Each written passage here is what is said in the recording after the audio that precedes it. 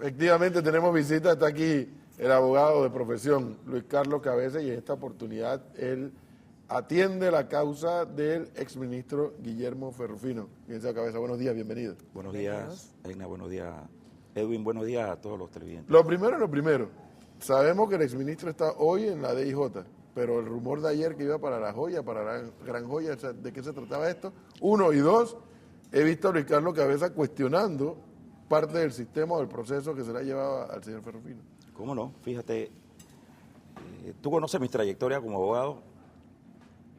Muy pocas veces asisto a los medios de comunicación porque no soy dado a dilucidar los casos ante los medios de comunicación, sino a las instancias correspondientes.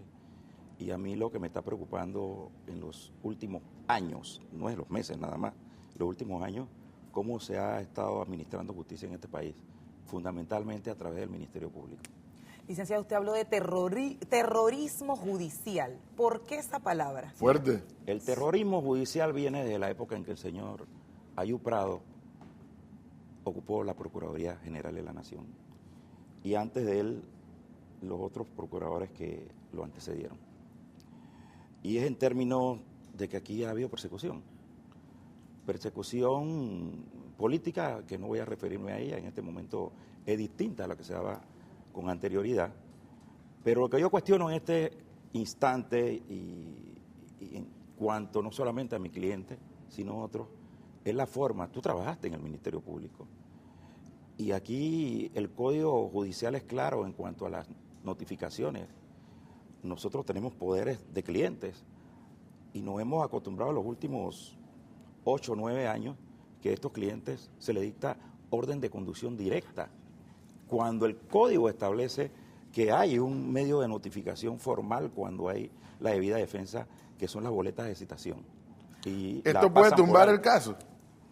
Yo no sé, eso yo lo guardo para cuando llegue el momento en las instancias del órgano judicial. A ver, al señor Ferrufino se le estaba investigando en primera instancia por los sobrecostos o utilización de dineros o recursos del PAN en la compra de helicópteros. Yo quiero decirte que esa fue la citación específicamente que le hizo la Fiscalía. Antes de referirme a eso, yo quiero decirte que el señor Ferrufino se presentó conmigo en 2 ocasiones ante el Ministerio Público, y de eso son testigos tanto el fiscal primero anticorrupción, Nathaniel Murgas, y Lisset Chevalier, que era la fiscal segunda, libremente a decir, si usted me está investigando, yo quiero decirle que estoy a disposición cuando me requieran. A propósito de eso, don Luis Carlos Cabeza, que lo vimos, a propósito de eso. A ver, hay 2 casos en paralelo. Uno, el tema de enriquecimiento justificado, que es en la ruta de la Contraloría, que vimos a usted y al señor Ferrufino llegando a la Contraloría. Y el otro, el tema de alquileres de helicópteros, que es un tema todavía un poco más intrincado, porque por un lado se habla de sobrecostos en los alquileres, por otro lado se habla de pagos de vuelos que no se hicieron, y para mí, por lo menos, lo más grave, que la empresa que alquiló los helicópteros pagó la deuda de la adquisición de una finca. ¿Cómo van los 2 casos? ¿Corren en paralelo? Mira, desgraciadamente en televisión no hay tiempo para explicar todo, pero el Ministerio Público inició una investigación de enriquecimiento ilícito en donde nosotros llamamos la atención que no se estaban siguiendo los procedimientos. Y en efecto, se enderezó el procedimiento y comenzó Contraloría a hacer la investigación. Se anuló una investigación que tenía Contraloría. No, la propia Contraloría también comenzó a hacer una investigación y también estaban cometiendo errores procesales, errores de procedimiento. Anularon esa investigación y comenzaron otra investigación interna administrativa dentro de la Contraloría. En el caso de los sobrecostos, yo no voy a hablar de las interioridades del caso.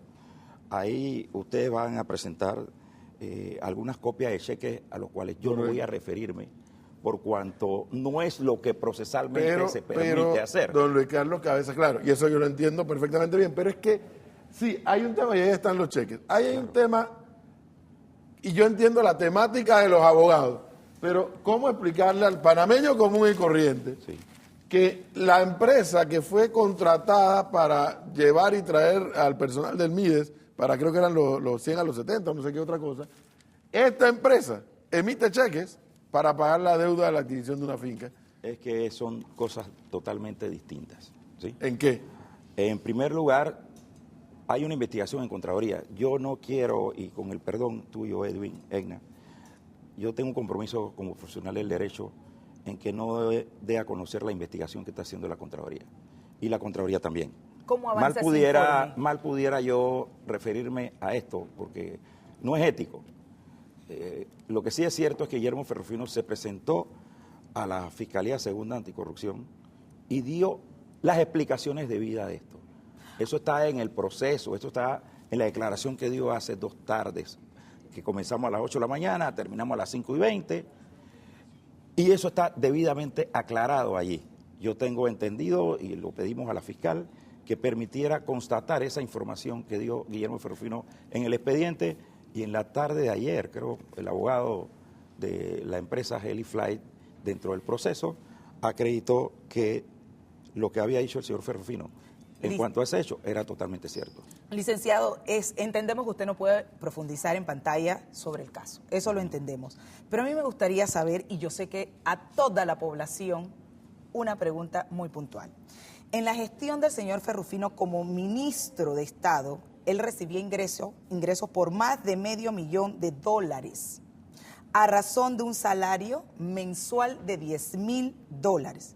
Y en ese mismo... 7,000. Ok, gracias por la corrección. Pero en ese mismo periodo, curiosamente, él acumuló bienes por más de 1.5 millones. Pregunta, ¿cómo adquirió estas casas, estos carros, esta finca en Chorrera, Coronado, Albrook? Déjame explicarte, que es una forma muy sencilla. Pero antes de decirte la fórmula, aquí hay un grave problema. Yo sé cuál es mi misión como abogado. Y yo creo que algunos medios de comunicación y algunos comunicadores sociales, con todo el respeto y la admiración que siento hacia ustedes, equivocaron cuál es su misión. Aquí se ha sembrado morbo. Aquí se ha hecho del linchamiento mediático. O sea, una costumbre. ¿Qué sucedió? Guillermo Ferrufino, estas propiedades que se está diciendo que cuestan 800,000, 1,000,000, 300,000, 500,000, 600,000, la adquirió a través de préstamos hipotecarios. En el Banco Nacional reposa el préstamo hipotecario de la casa que él tiene en Coronado. En el Banco Nacional reposa que él tiene un saldo de casi $400,000 de la compra que costó 500,000. Quiere decir que él hizo un abono y hay un préstamo a 30 años. Y de la casa en Albrook, que ahora pues está valorado en $1 millón, en ese momento se hizo un avalúo que eran por 700 y tantos mil dólares, se compró en 600 y tantos, también hay un préstamo hipotecario que sustenta. ¿Qué es lo que sucede? Cuando tú sumas todos estos valores, la gente pareciera que le vendieron la idea que él compró estas casas al contado. No, señores. Pero es que igual, a ver, don Ricardo Cabeza, yo no le voy a hablar de otro ejemplo, yo le voy a hablar de mi ejemplo. Así es. Cuando Guillermo Ferrufino era presentador de televisión, ya yo estaba en los medios. Okay. Cuando yo llegué a ser subsecretario de la Asamblea, yo ganaba $7,000. Lo mismo gana un ministro. Y yo no puedo ni pretender que un banco me preste $400,000, ni comprarme el 10% de lo que se compró Ferrufino. Lo que quiero decir con esto, que es, yo entiendo la crítica que usted hace, entiendo que la crítica que usted hace a algunos periodistas, a algunos medios de comunicación social, la entiendo perfectamente bien, pero también hay que entender cómo está reaccionando la opinión pública que está recibiendo la información. Es decir, yo no puedo ganar $10,000 como magistrado y adquirir bienes por casi $2 millones. Yo no puedo ganar $7,000 como ministro y adquirir bienes por $1 millón, $2 millones, porque los bancos no me van ni a abrir la puerta. Disculpa, Edwin, no coincido contigo y te digo por qué. Y en la época aquella de la que tú me hablas, yo quiero decirte que yo trabajé en banco y he sido abogado de bancos. Y yo recuerdo que los préstamos hipotecarios en este país, los números no nos dan. Si tú recuerdas, tenían un límite, tenían límite de 15, 20 años. Aquí hay ofertas, inclusive en bancos del Estado, en donde le ofrecen a la gente préstamos a 30, 35 años, préstamos a los cuales yo no lo tomaría. ¿Ves? Cuando yo reviso el préstamo de Guillermo, y yo digo, 30 años, ¿cuántos años tienes tú? Bueno, eres mucho más joven que yo. Sí hay la fórmula. No, pero ¿cuál es la fórmula? No nos ha dicho, porque los números no dan. Si tú sacas los números, Ignacio, si tú sacas los números, esas ustedes pruebas no, de que usted dice que él por favor, adquirió esos bienes dentro de préstamos, ¿eso existe en el expediente? Dentro de lo que nosotros, por supuesto que sí, ¿Y entonces, dentro de las justificaciones que se están dando. Detenido?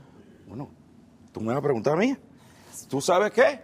Hay que preguntarse otras cosas. ¿Cómo es que Guillermo Ferrufino terminamos una diligencia a las 5:20 de la tarde y ciertos medios de comunicación ya estaban pasando una hora después, cuando nosotros tuvimos que esperar 3 horas, ya estaban pasando cintillos diciendo cuál era la decisión de la fiscal? A nosotros nos sorprendió. Yo he dicho que voy a pedir una investigación, y una investigación que va a ser a nivel del propio Ministerio Público y de la Fiscalía, porque no es posible. Yo estaba totalmente convencido que se le iba a dar una medida cautelar. ¿Por qué? Porque probamos que los hechos, y no quisiera referirme a las pruebas que presentamos y a las pruebas que están en los expedientes, que los hechos los cuales fueron causales para que Guillermo Ferrufino estuviese en el Ministerio Público, en la Fiscalía Segunda Anticorrupción, quedaron totalmente aclarados. Yo quiero manifestarte algo. Fíjate, yo tuve acceso a las declaraciones del señor Rafael Guardia, y yo quiero invitarlos a ustedes. Yo se los voy a hacer llegar a este canal. Rafael Guardia dijo que, porque solamente se está pasando una parte de la información, y no sé quién está filtrando las informaciones de esa forma. Rafael Guardia reconoció que en el tema de los helicópteros, a él no le consta que nadie se aprovechara, y ese es un tema que él no conocía, y que ni siquiera funcionarios de la institución que él dirigía, ni de los ministerios, él podía acusar que se hubiesen apropiado. Es más, licenciado, dentro de la propia investigación de los helicópteros no hubo sobrecostos. No hubo sobrecostos porque usted llega a esa conclusión de que no hubo sobrecostos. Porque en el expediente está, ahí se citó. En el expediente precisamente se habla de sobrecostos. Hay una investigación, una ruta. Tú eres abogada. Sí, pero es que ha dicho, ahorita no me vea como abogada, véame como periodista. Tengo es que no podemos dejarlo hacer. Yo soy abogado las 24 horas del día y tú también. Sí, pero fíjate, en el expediente, en una investigación yo te invito a que vayas hoy a la Fiscalía Segunda Anticorrupción. Olvídate la advertencia. Ve a la Fiscalía Segunda Anticorrupción. Observa la declaración de la persona que es parte de las empresas que brindaban el servicio de helicóptero. Y te va a sorprender. Nada más te doy un dato. Lo que esa empresa tenía para ofrecer era distinto a lo que podían ofrecer las otras. Se les escogió porque se trataban de áreas de difícil acceso.